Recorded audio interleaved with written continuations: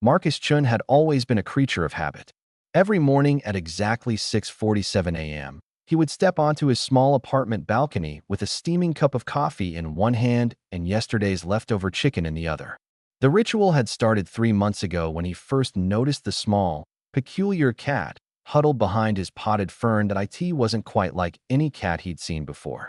Its scales, no, fur, he corrected himself, shimmered with an odd iridescence in the morning light, and its eyes were far too intelligent, too ancient for such a small creature.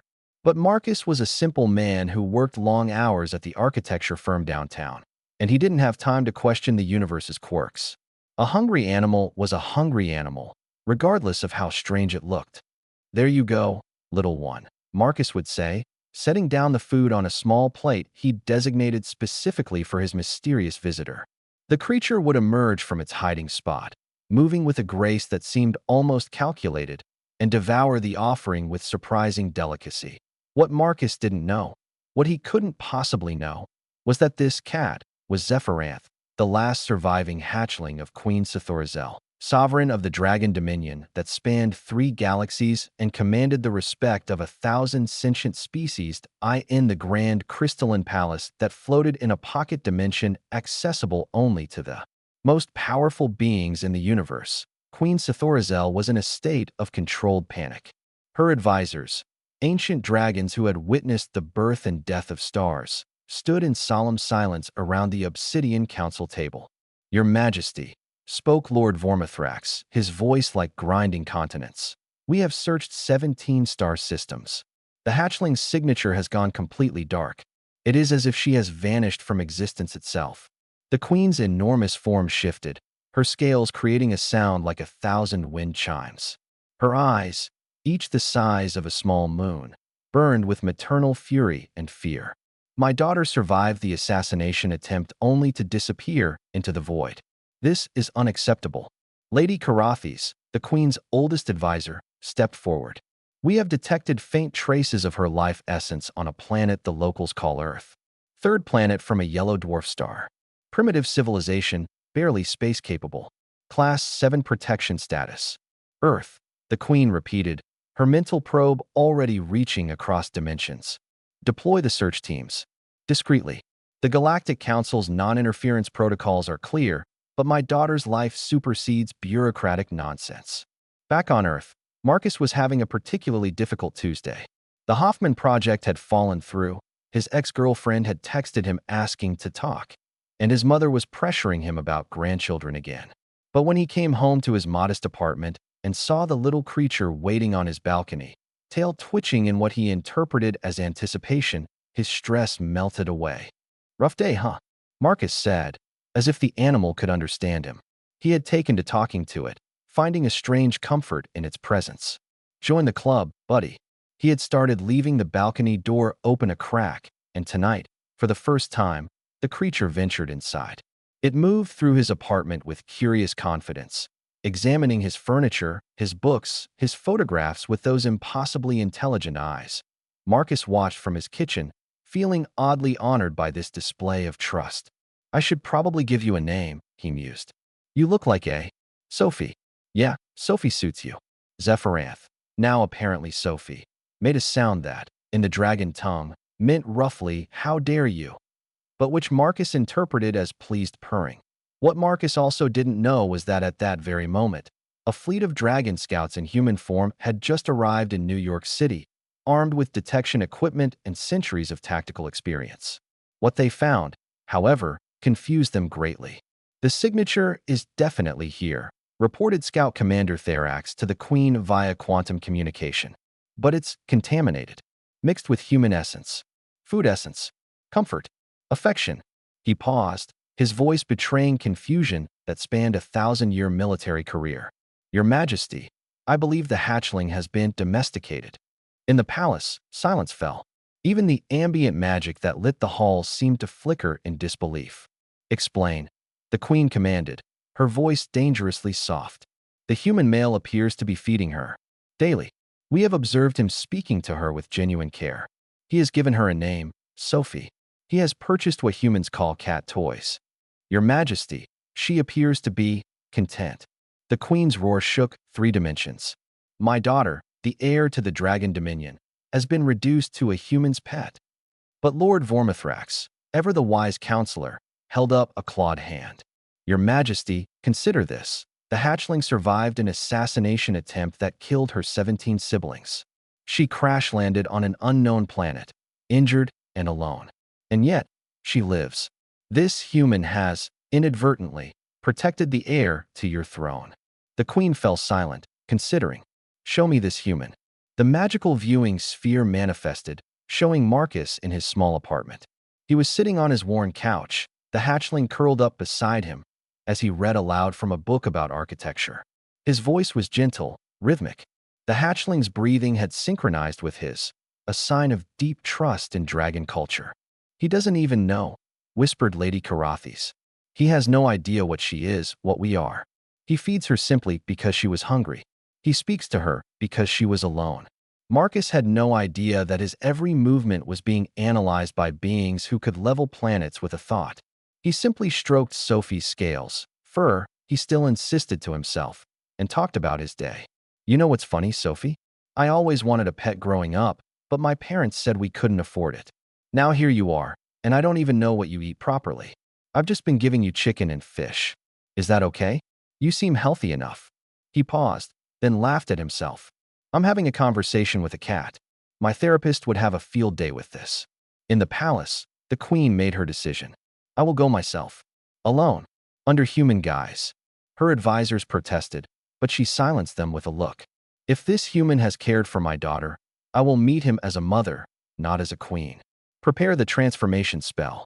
The next morning, Marcus was startled by a knock on his door. He opened it to find a striking Asian woman in an immaculate business suit, her presence somehow filling his entire hallway despite her average height. Mr. Chun, she said, her voice carrying an accent he couldn't quite place. My name is Sato Run. I believe you have something that belongs to me. Marcus's mind immediately went to worst-case scenarios. I'm sorry, I think you have the wrong. The creature on your balcony, she interrupted, her eyes, remarkably similar to Sophie's, he noticed, fixing him with an intense stare. She is mine. Marcus felt his heart sink. Of course Sophie had an owner. I'm so sorry. I found her 3 months ago, and I didn't know. You fed her, Sato Rin said, stepping into his apartment without invitation. You gave her shelter. You named her. I was going to put up posters, Marcus stammered, but I guess I got attached. I'm really sorry. If there's any expense for her care, I can be silent, the woman commanded, and Marcus found himself obeying instantly. She walked to the balcony where Sophie, Zephyranth, was sunbathing. The creature's eyes opened, and for the first time since Marcus had known her, she made a sound, a complex trill that seemed to vibrate the air itself. The woman responded in kind, and Marcus watched in stunned silence as they communicated in a language that shouldn't exist. Finally, Sato Rin turned back to him. Mr. Chun, I owe you a debt that spans galaxies. You have, unknowingly, saved the most precious thing in my world. I don't understand, Marcus managed. The woman smiled, and for a moment, her human disguise flickered. Marcus saw something vast, ancient, and terrifying, scales of starlight, eyes like galaxies, power that could unmake reality itself. That, she said, gesturing to Sophie, is not a cat. She is my daughter, the heir to a kingdom you cannot imagine. She was injured, lost, and you found her. You asked nothing in return. You expected no reward. You simply cared. Marcus sat down heavily on his couch, his mind struggling to process this. So she's what? An alien? A dragon? Both. Neither. Definitions are insufficient, Sato Rin said.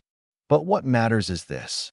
In a universe of trillions of beings, most would have killed her for her power, or captured her for ransom, or experimented on her out of curiosity. You, a human with no knowledge of the greater cosmos, fed her chicken and called her Sophie. She walked to Marcus and placed a hand on his shoulder. The touch carried warmth beyond temperature, recognition beyond words. The Dragon Dominion does not forget kindness, Marcus Chun. You will be protected, honored, and remembered long after your species has learned to fold space. I just fed a hungry animal, Marcus said quietly. Precisely, The queen replied. You demonstrated something my species had forgotten. Compassion without calculation. Kindness without strategy. She paused. My daughter wishes to stay with you. Marcus looked up, shocked. What? She has grown attached, as have you. And I find, the queen chose her words carefully, I find that I trust you with her. At least until she is fully mature. If you are willing. Marcus looked at Sophie, Zephyranth, who was watching him with those ancient, intelligent eyes. I was already feeding her anyway. Might as well make it official. The queen laughed, a sound like celestial music. Very well.